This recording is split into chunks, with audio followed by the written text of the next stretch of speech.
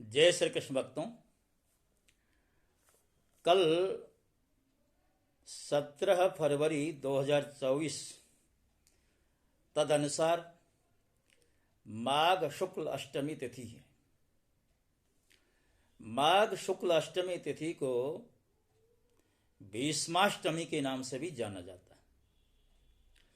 इसी तिथि को बाल ब्रह्मचारी भीष्म पितामह ने सूर्य के उत्तरायण होने पर अपने प्राण छोड़े थे।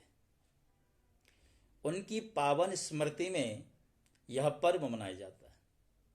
इसी दिन प्रत्येक हिंदू को भीष्म पितामह के निमित्त कुछ तिल जल लेकर तर्पण करना चाहिए। उसके माता पिता जीवित ही क्यों न हो, इस व्रत के करने से मनुष्य सुंदर और गुणवान संतति प्राप्त करता है। माघे मासी शीताष्टम्यम सतिलम भीष्म तर्पणम श्राद्धम च ये नरः कुर्युस्तेष्यु संतति भागिना। हेमाद्रि में ऐसा बताया गया। महाभारत के अनुसार जो मनुष्य माघ शुक्ल अष्टमी को भीष्म के निमित्त तर्पण जलदान आदि करता है, उसके वर्ष भर के पाप नष्ट हो जाते हैं। शुक्लाष्टम्याम तो माघस्य दद्याद भीष्मायुयो जलम संवत्सर कृतम पापम तत्क्षणादेव नश्यति। अब इसकी व्रत की विधि भी बताइए। इस दिन प्रातः नित्य कर्म से निवृत्त होकर यदि संभव हो तो किसी पवित्र नदी या सरोवर में जाकर स्नान करना चाहिए।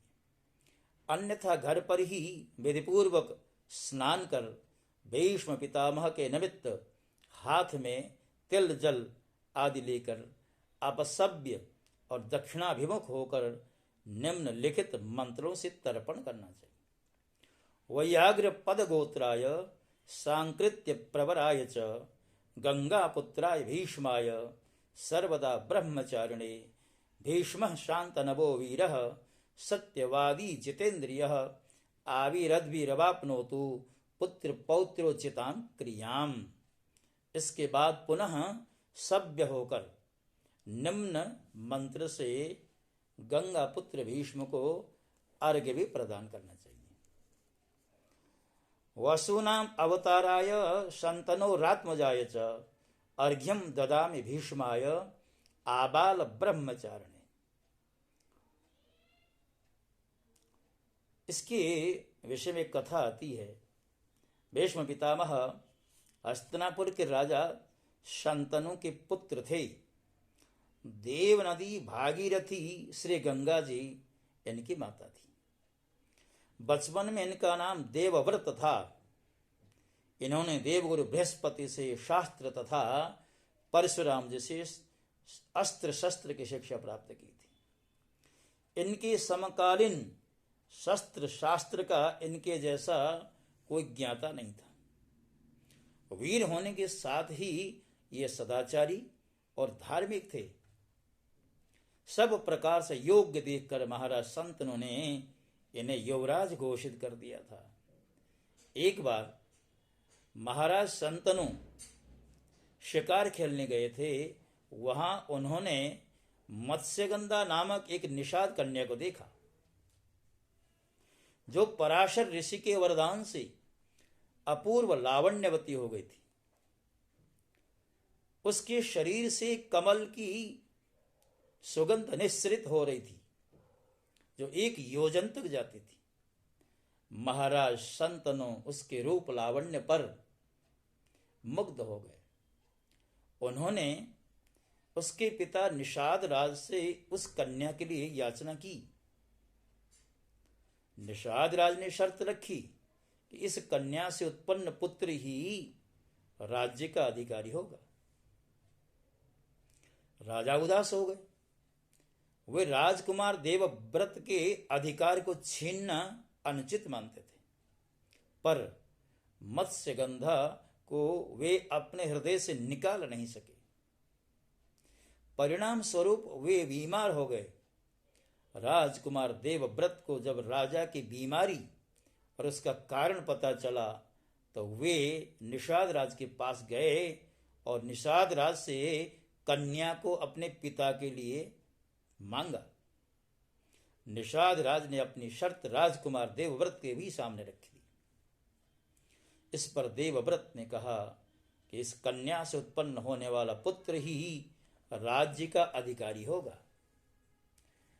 मैं सत्यता की शपथ खाकर कहता हूं कि मैं राज सिंहासन पर नहीं बैठूंगा। इस पर निषाद राज ने कहा कि आप राज सिंहासन पर नहीं बैठेंगे, परंतु आपका पुत्र मेरे दौहित्रों से सिंहासन छीन सकता है। ऐसा सुनकर राजकुमार देवव्रत ने सभी दिशाओं और देवताओं को साक्षी करके आजीवन ब्रह्मचारी रहने और विवाह न करने की भीषण प्रतिज्ञा की। इस भीषण प्रतिज्ञा के कारण ही उनका नाम भीष्म पड़ा। अपने पिता के सुख के लिए इतने बड़े व्रत को निभाने वाले आजीवन बाल ब्रह्मचारी भीष्म का चरित्र हम सब के लिए अनुकरणीय है।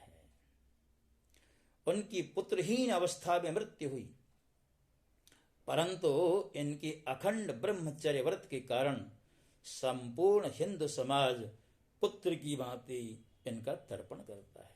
भक्तों, जो लोग तर्पण करते हैं, चाहे वो नित्य तर्पण हो, चाहे श्राद्धादि पर्वों पर करते हों, हम देखते हैं और आपने भी देखा होगा कि भीष्म पितामह के नाम से भी अपने पितरों के साथ साथ तर्पण किया जाता है। तो उन भीष्म पितामह को याद करने का दिवस है कल। आपके मन में प्रश्न उठ सकता है कि मैंने वीडियो आज क्यों बनाया? कल भी मैं आपको वीडियो बना करके दे सकता था, किंतु मैंने एक दिन पूर्व वीडियो अपलोड करने का निश्चय इसलिए किया है कि आप सबको सूचना प्राप्त हो जाए, आप सबको पता लग जाए कि कल जो है भीष्म अष्टमी है, अर्थात भीष्म पितामह को याद करने का दिन है। आज से ही आप तैयारी कर लें। इस बात के मद्देनजर मैंने आज ही इस वीडियो को अपलोड किया है। आशा करता हूँ आपको मेरा कंटेंट पसंद आएगा और ऐसे ही तमाम सांदर्भिक विषय मैं गत कुछ महीनों से अपलोड कर रहा हूँ, और जिन्होंने मेरे चैनल को सब्सक्राइब किया है वो धन्यवादी हैं, और आगे भी जिन्होंने इस चैनल को सब्सक्राइब नहीं किया उन सब से आग्रह करता हूँ, निवेदन करता हूँ कि अधिक से अधिक मात्रा में स्वयं भी और अपनों को भी सब्सक्राइब करने के लिए प्रेरित करें और बेल आइकन को दबाएं, लाइक करें, जिससे कि मेरा उत्साहवर्धन होगा। अधिक से अधिक सांदर्भिक विषय आप लोगों के समक्ष में रख सकूंगा। इन्हीं आशाओं के साथ जय श्री कृष्ण।